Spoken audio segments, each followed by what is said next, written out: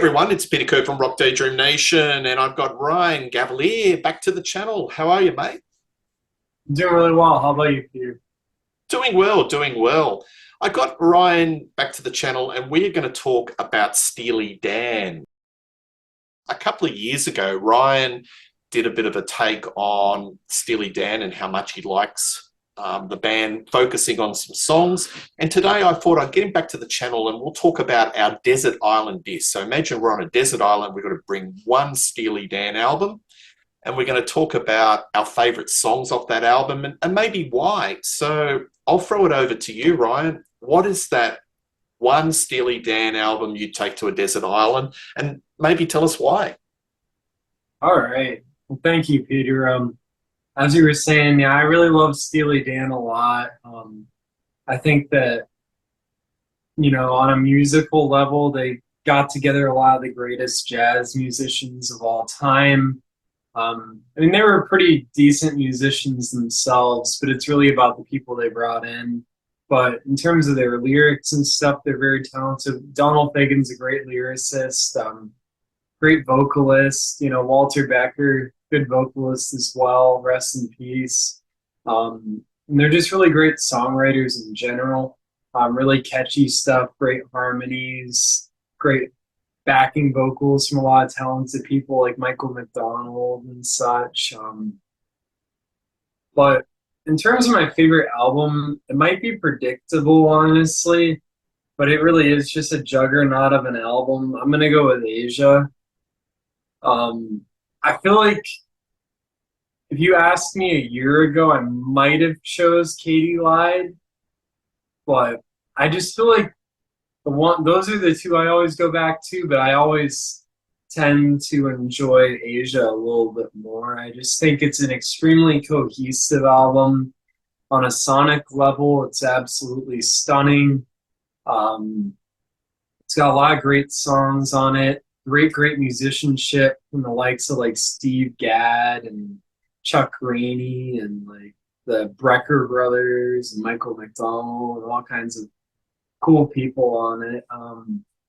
In terms of songs, my favorite off of the album is Black Cow, the opening track. That's probably my favorite Steely Dan song of all time.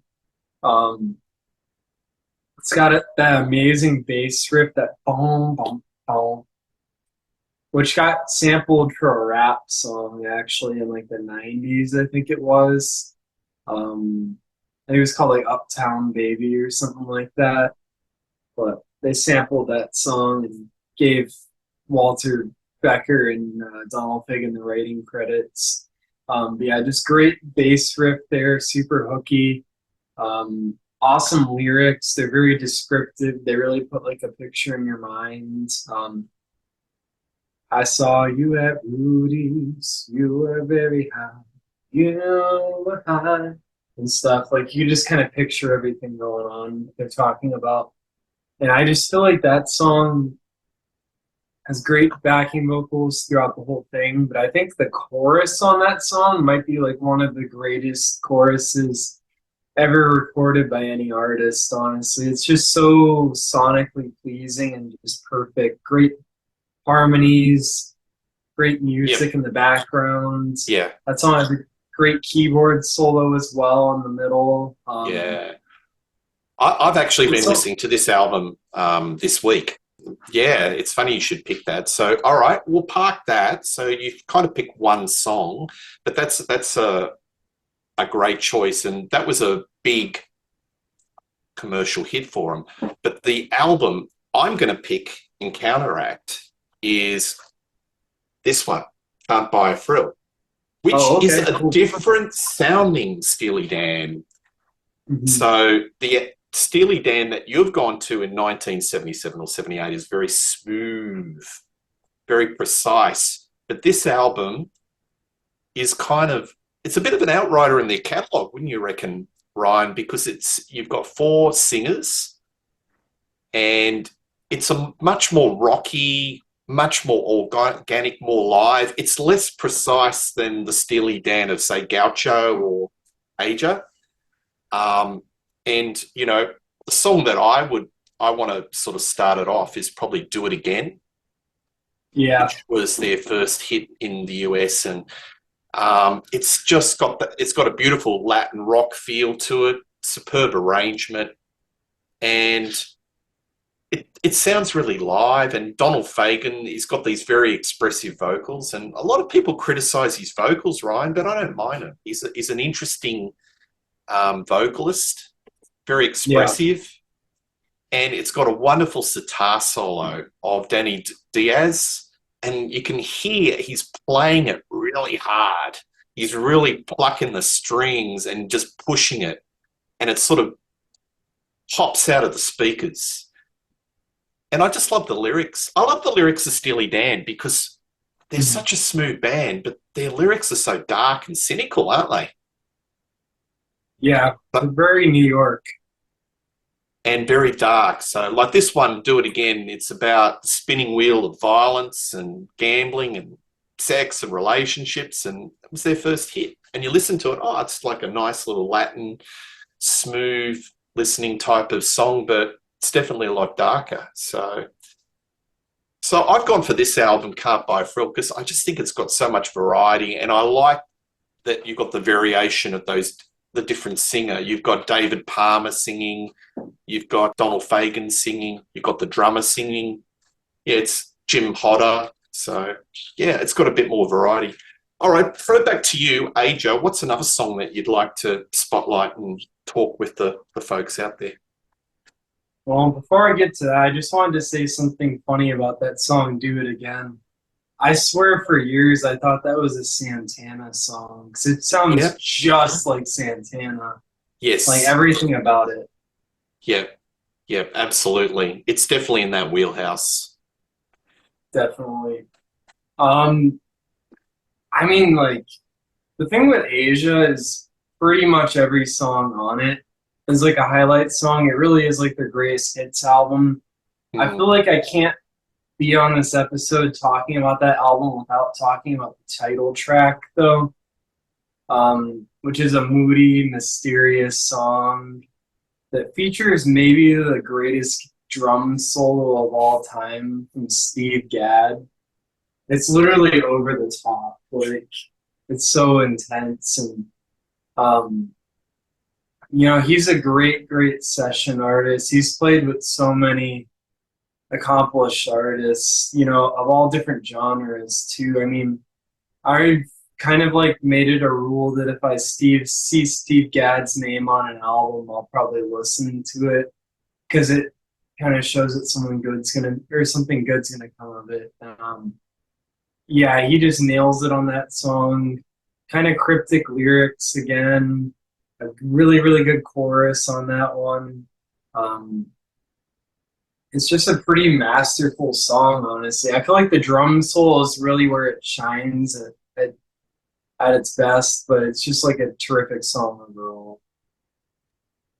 Yeah, so Steely Dan, what you like your hard rock, you like your metal, you like Guitar Heroes.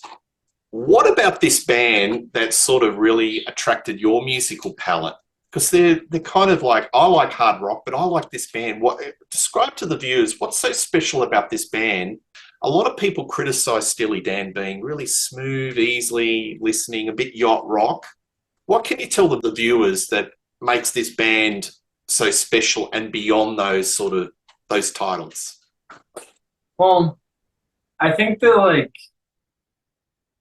when I was younger, I was not a Steely Dan because I was much more of like a hard rock and metal fan than I am now. I feel like the older I get, the less interested I am in those genres. Like I still love all the music, don't get me wrong, but like I feel like I always just keep branching out. Um, and I feel like when I was in my early 20s, I got really into jazz. And I got really into like, well, I was already into like R&B and funk and stuff, but like especially jazz, I got into in my late 20s. And so I feel like Steely Dan, by the point they're doing Asia, basically being a jazz rock band was really appealing to me. Because that's really what they became. Like, I feel like at Can't Buy a Thrill, they were just more like a traditional rock and roll band. But the further they went on in their career, the more they kind of broke away from that. And like to even really call them a band at the point that they were at Asia is also like a little bit of a stretch too, because it really was just Walter and Donald, and then like 100 different session musicians. But I just feel like their attention to detail and their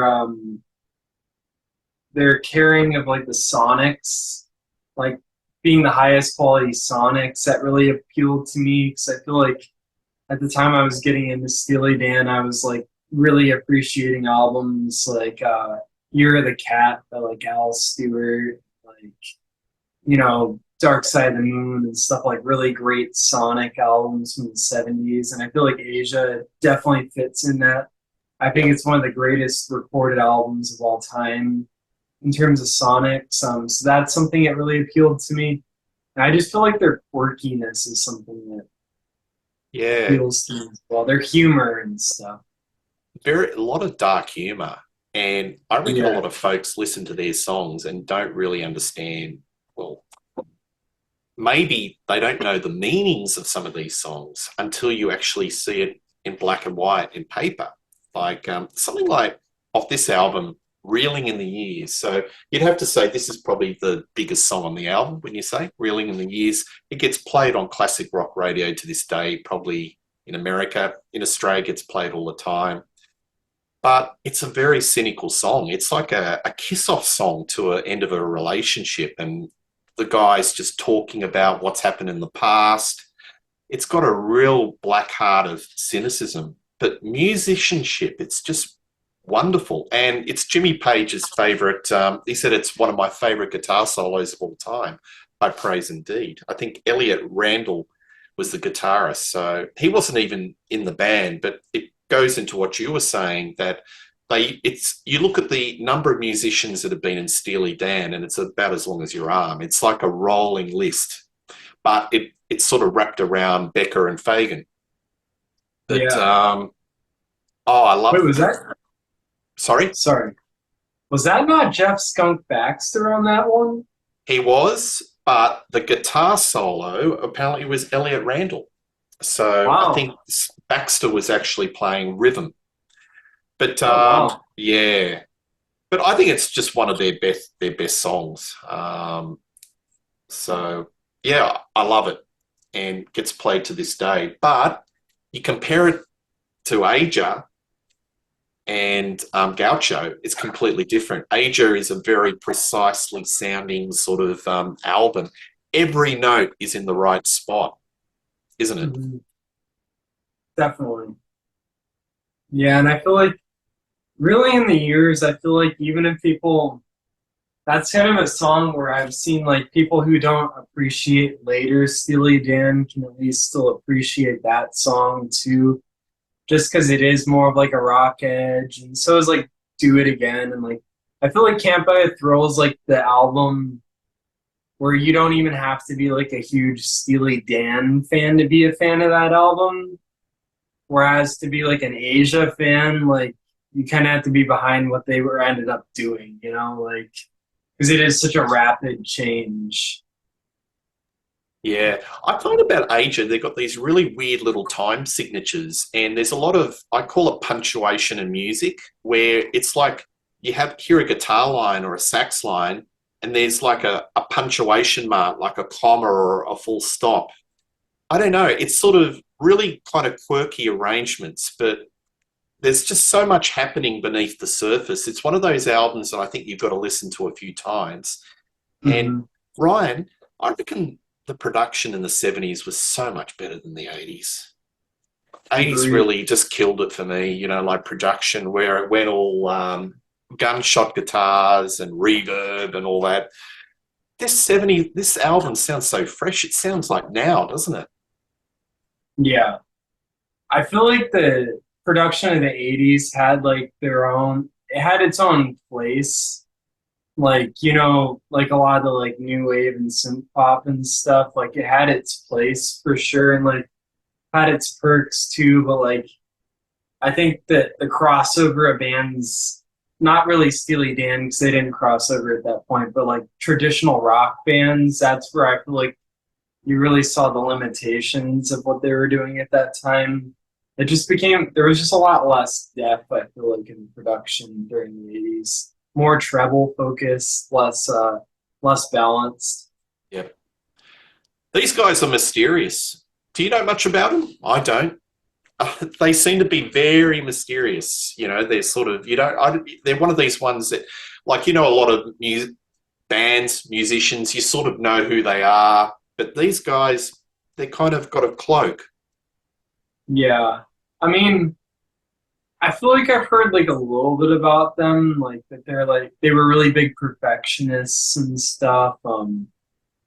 But as a whole, I don't know too much. I've watched some interviews with Donald Fagen before. Um, Definitely seems like a unique guy for sure, but kind of hard to read. Um, I feel like they kind of did the whole Beatles thing of not wanting to perform live. I think it was after the third album, Mm-hmm. I want to say, because yeah, after Pretzel Logic, after that they basically became like the studio band, and they became like kind of reclusive in the studio and literally just only wanted to focus on that, which I have like mad respect for, honestly. Like, so honestly, like I've always kind of felt that way too. Like I kind of like to perform live, but I would rather just be in the studio working on new songs and stuff than I would Yep. playing Yep. songs I already wrote. Yeah, absolutely. Give us another song. What do you want to spotlight on Aja? Oh man, so I won't go in order for the whole album, but Yeah, sure. I have to talk about the third track, Deacon Blues. Um, I absolutely love that song so much. It's like a very funny lyric because it's kind of like about, I guess, like a loser or something, like dreaming about being bigger, like being like a big musician and stuff. Like, um, even like die behind the wheel and stuff, having like that big like rock and roll death and stuff, and like um, learn where the saxophone.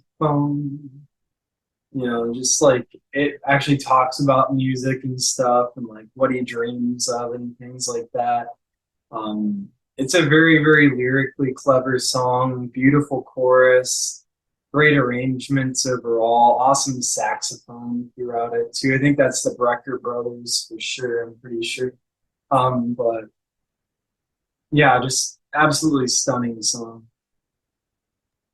No, that's a good track, but their horn arrangements or using sax is really, really spick throughout all of their records. So that's a cracker song. The one I want to do off Can't Buy a Thrill is Dirty Work. So Yeah. I'm a fool to do your dirty work. Oh yeah. It's in my head. It's kind of ear whiz. Love it. And you've got David Palmer, the beautiful tenor, and he's singing so sweetly, but these real dirty, biting lyrics where he's in an affair. He knows he's being used, but he can't get out of it. It's just like he's being trapped. And he Yeah. just submits to this lady, whatever she wants, he'll just follow it. But great lyric, great vocal, great arrangements. And, you're going around. Oh, there you go. That's all right. But yeah, do you like that song, Dirty Work? Oh yeah, I love that song. That's probably my favorite off of the album, honestly. That and Do It Again, probably. But have you ever watched The Sopranos? Yes. That, There's a scene with that one, yeah, Tony singing in the car, and I love that. yeah, yeah. That got a lot of legs. So, yeah, that's a great track on the album.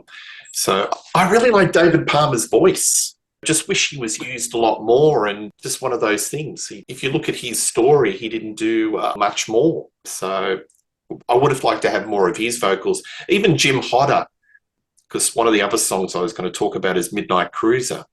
I really like that song. His vocals on that are kind of really expressive and interesting. So that's why I like this album, because you've got four vocalists. But in the Aja era, they just basically, you didn't have that sort of variety. So you've got to really sort of be sold on the Donald Fagen vocals. But you don't mind the Yeah, Donald Fagen vocals? I don't mind it. It's expressive. I love his voice, honestly. I think it's very, very, very unique. Mm, It's very New York, to be yep, honest. yep. Um, and I just think he's a great storyteller more than anything. Mm, Um, with his phrasing and like you definitely get like his humor in his voice and stuff. And he just has like a great higher pitched voice too. I feel like it fits the music perfectly. absolutely. Throw us another song. What's another one off Aja that Um, you want to? well, Peg is another classic, the fourth song on the album. I'm just going in order, but much more upbeat song. Um, More of like kind of almost like a danceable type of groove to it. Um, great, great backing vocals by Michael McDonald on this one. Um, he really makes this song, honestly. And like, I'm not like the world's biggest Michael McDonald fan. I like some of his solo stuff, and I like what he did with the Doobie Brothers too. Um, I mean, there's some classics from that era, but I think that his additions to Steely Dan, you could really see how big of a factor he ended up being in their sound on this, and like Katie Lied and stuff like that. Because he was on that one as well. But just great drumming on here, great bass. Just I don't know, it's just musically literally perfect. And it's just as a song, it's like I feel like Peg is kind of like maybe the ultimate pop Steely Dan song. At least this and maybe like Hey 19 and stuff. Like it's one that you definitely hear on the radio a lot. It's not really like the rock edge, like reeling in the ears and stuff. It's just it's a pop classic. So I shared a couple of articles with you about some criticism of Steely Dan being like a David Letterman show band, a little bit cold, a bit sterile. What have you got to say about that, Brian? What's your views on that criticism? They're a little bit cold, a bit clinical. Well, I mean, I think that like it's that person's it's those people's opinion. And like it's not like a wrong opinion. I mean, like David Letterman band, it makes sense to make that kind of a New, comment, New York, honestly. New York sound, isn't it? And it's a bunch of like jazz musicians that they hired for all the instruments and stuff. So like it makes sense. Um, I just happen to really like it, and a lot of people really like it. I mean, Asia's one of the best selling albums of that era. Probably like I don't know like how far up on of all time, but it's definitely like on a higher end. That album sold a ton. So I think that there's definitely going to be people that feel that way, and I can't really like criticize them for it. I just don't agree with them because I think it's stunning, honestly. Yeah. One song I want to sort of focus on my album that before I wrap up my end is Brooklyn Owes the Charmer Under Me. I love that song and it's got pedal steel. So country, you know, they're not just jazz, but there's you've got a Latin, you've got country, and you've got the wonderful tenor of David Palmer. So there's so much to Steely Dan, other than you know they are sponges for all sorts of different genres of music, and to bring in like in this song that sort of country that's kind of really tuneful pedal steel is a joy to behold. Um, All right, so that's your favorite album, Aja. This is mine, Steely Dan. Tell the folks, maybe throw a couple of other albums briefly that you would recommend the viewers if they want to get deep into Steely Dan, what they should listen to. Well, I would say like first and foremost, check them all out because they don't have like a huge catalog and stuff. It's like maybe like 8 albums total, something like that. Um, but if you really like Asia, on my end, um, I would probably recommend next going to Gaucho, Katie Lied, and the Royal Scam. That's kind of like they're all kind of like in the same boat as each other, um, but they're all really good. I mean, um, their second and third album, Pretzel Logic, and what is it? Countdown to Countdown to Ecstasy, I think it's called, something like that. Um, I haven't listened to that one in a while, but they're both great albums too, and their stuff from the 2000s are pretty good as well. But I would say Royal Scam, Katie Lied, and um, Gaucho would be the ones I would recommend. Yeah. And this sort of music, still hear it on radio, classic radio. Same over in the States. They've still got a lot of visibility. A lot of people, buy the albums. You can hear it on the radio, I assume. Yeah, definitely. They've been sampled a lot too. Like Kanye West sampled them. Like I said, that Uptown Baby sampled them. I'm sure there's been a ton more too. Like they're just a band that has influenced a lot of people. It's just made a lot of people happy. I'm one of them.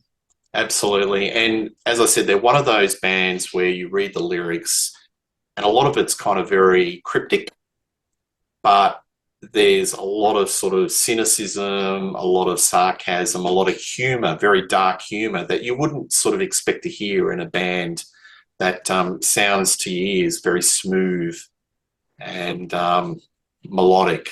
So yeah, they're kind of like a Trojan horse band, aren't they, Ryan? They are. Well, they have a song on their album Katie Lied. It's called Everyone's Gone to the Movies.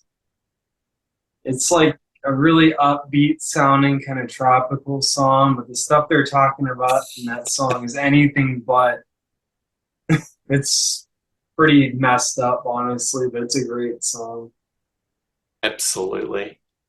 Well, there you have it. So, folks, check out their catalogue. We've stated the case for 2 of our favourite Steely Dan albums. They're really worth investigating. And, like on this channel, we cover all different types of genre, a lot of hard rock, but Steely Dan, there's a place for this music because it's good music's good music, isn't it, Ryan? Oh, yeah. So, Ryan, what are you doing at the moment? Last time we caught up and we did a show on the Chic, you had a bit of a few CDs in the pipeline, and I'll happy to share that on the show again. Have you got anything in the pipeline that you want to share with the audience? Right now, I've just been working on music. I've been putting stuff up on my SoundCloud. It's just Gavalier Productions. It's called.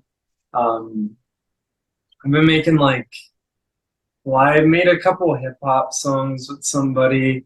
This guy I know. I made the beats for them, and he rapped over them. Have some poppy kind of music of my own, sort of synth pop music.